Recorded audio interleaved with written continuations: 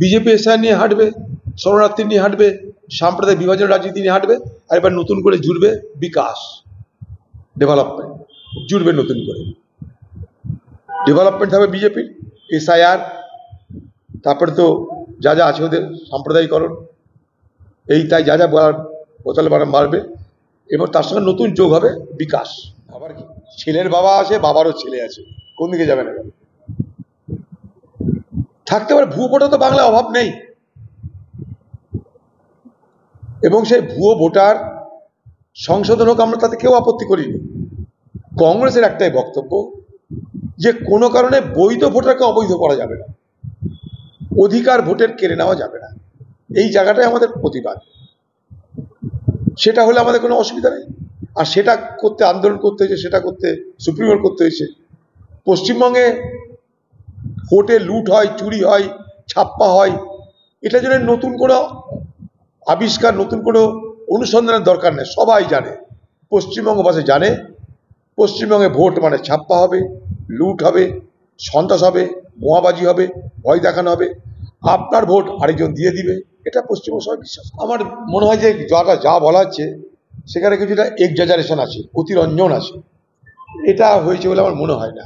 নিশ্চয়ই অনেকই হয়েছে হয়তো, কিন্তু এই কোটি কোটি যেরকম বলছে, এটা অতিরঞ্জিত ব্যাপারটা, এটা একটা simply it's a shear exaggeration of facts বলে আমি মনে করি। শোকজ করলে হবে না, কলার ধরে গ্রেপ্তার করে পিটাতে পেটাতে থানায় ভরে কেস দিয়ে সাজা দিতে হবে, এগুলো বেকার গল্প করে লাভ নেই। এই যে যাদেরকে নিরাপত্তার দায়িত্ব দেওয়া হচ্ছে কলেজে, এই হাসপাতালে সেই নিরাপত্তার দায়িত্বের যে এজেন্সি বা যারা ওখানে দায়িত্ব পাচ্ছে, তাদের সম্পর্কে পশ্চিমবঙ্গ পুলিশের আরো বেশি ছানবিন করা দরকার। এখানে হাসপাতালে এই নিরাপত্তা রক্ষীরা, এই এজেন্সিরা, তারা সেখানকার যারা মহিলা সেবিকা, নার্স, তাদের উপরে নানা রকম দৈহিক নির্যাতন করছে। সেখানে চাকরি করতে পারার সুবাদে এবং চাকরি করতে তারা বাধ্য হয় তাদের দারিদ্রতার জন্য, সেই সমস্ত মহিলাদের এজেন্সি যারা মাথা, যাদের হাতে এজেন্সি, যাদের হাতে চাকরি দেওয়ার ক্ষমতা, তারা দেহ পর্যন্ত তাদের কাছে বিক্রি করতে হয়, দেহের বিনিময়ে চাকরি হয় সেখানটায়, এতটা বলে রাখলাম আমি। অতএব যে সমস্ত এজেন্সিকে সেখানে কাজ দেওয়া হচ্ছে এবং সেই এজেন্সি যাদেরকে নিযুক্ত করছে, তাদের সকলের পুলিশ ভেরিফিকেশন কি জানা দরকার, এবং সেখানটায় কোনো রকমের যদি অপরাধ সংগঠিত হয় তাহলে পুলিশ ভেরিফিকেশনের সার্টিফাই কে করেছিল সেটাকেও চিহ্নিত করা দরকার বলে আমি মনে করি।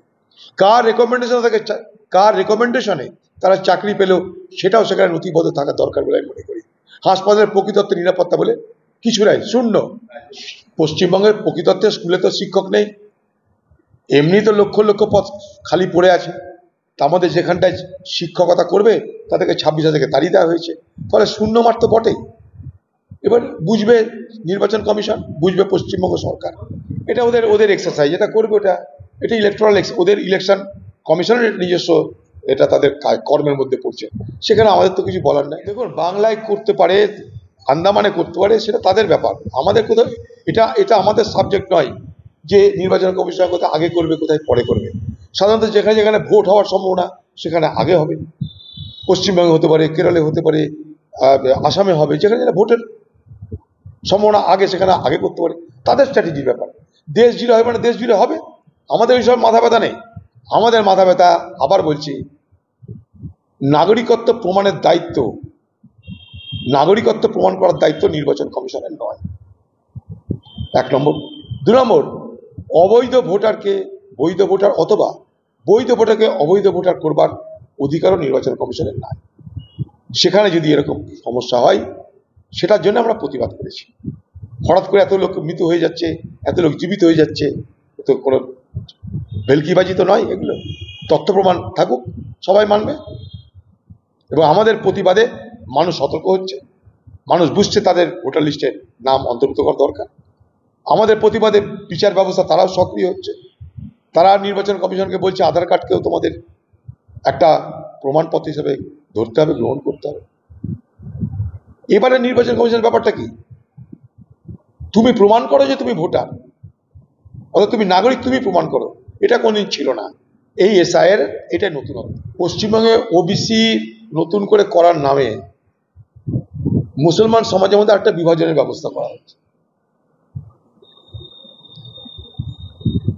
এবং সেই বিভাজনের মধ্য দিয়ে মাঝখান থেকে যারা যোগ্যতা অর্জন করেছে, অথচ ওবিসি মুসলমান, যাদের জন্য এটা এক্সক্লুসিভ টেরিটরি ছিল, যাদের জন্য এটা পূর্ণ কোটাটা যাদের জন্য ছিল, সেইখানে কিন্তু নানা রকমের ভেজাল প্রক্রিয়া চালু করার ব্যবস্থা হচ্ছে। ফলে পিছিয়ে পড়া ওবিসি নামে যে সমস্ত মুসলমান সমাজের মানুষেরা গতদিনে সুযোগ সুবিধা পেত, তা থেকে তারা বঞ্চিত হবার পরিপূর্ণ আশঙ্কা আছে। জানি না ভাই এগুলো কোথায় কি হচ্ছে, না যদি হয় দুর্ভাগ্যজনক, জানি না কোথায় কি হয়েছে। তবে বাংলায় সাম্প্রদায়িক বাতাবরণকে বিষাক্ত করবার তো চেষ্টা এর আগে হয়েছে। আমাকে হারানোর জন্যই তৃণমূল তার নিজের দলের এমএলএকে ব্যবহার করে এখানে দাঙ্গা তৈরি করে সেই দাঙ্গার কৃতিত্ব নিয়ে হিন্দুদেরকে মেরে খেদি দেওয়ার নিদান দিয়েছিল। অথচ এখানকার মুসলমানরা তারা কিন্তু তাদের মতামতকে সমর্থন করে। আমরা এখানে হিন্দু মুসলমান একসঙ্গে বসবাস করি এবং এটা চলবেই, যতদিন আমরা বেঁচে থাকবো এইভাবেই আমরা চলব। সেখানে তৃণমূল বিভাজনের রাজনীতি করে, তৃণমূল হিন্দু মুসলমান রাজনীতি করেছিল মুর্শিদাবাদ জেলায় শুধুমাত্র আমাকে হারানোর জন্য। সেটা যে যার নেতৃত্বে হয়েছিল তারা এখন পরোক্ষে বলতে আরম্ভ করেছে। অতএব এই বিষাক্ত খেলায় সব থেকে বড় কারিগরের নাম মুখ্যমন্ত্রী মমতা ব্যানার্জি। ডেভেলপমেন্ট হবে বিজেপির, এসআইআর, তারপরে তো যা যা আছে ওদের সাম্প্রদায়িকরণ, এই তাই যা যা বলার বোতলে বাড়বে, এবং তার সঙ্গে নতুন যোগ হবে বিকাশ। হলে ভালো কথা, তার বদলে ভারত সরকার কতটা মাথা নিচু করেছে সেটাও দেখার দরকার। ট্রাম্পের জন্য সারা বিশ্ব জুড়ে প্রতিবাদ শুরু হয়ে গেছে, সারা আমেরিকা জুড়ে, সারা ইউরোপ জুড়ে ট্রাম্পের বিরোধিতা হচ্ছে। ট্রাম্প রাজা নয়, আর মানুষ কৃতদাস নয়, এটা আমেরিকাবাসী বলছে।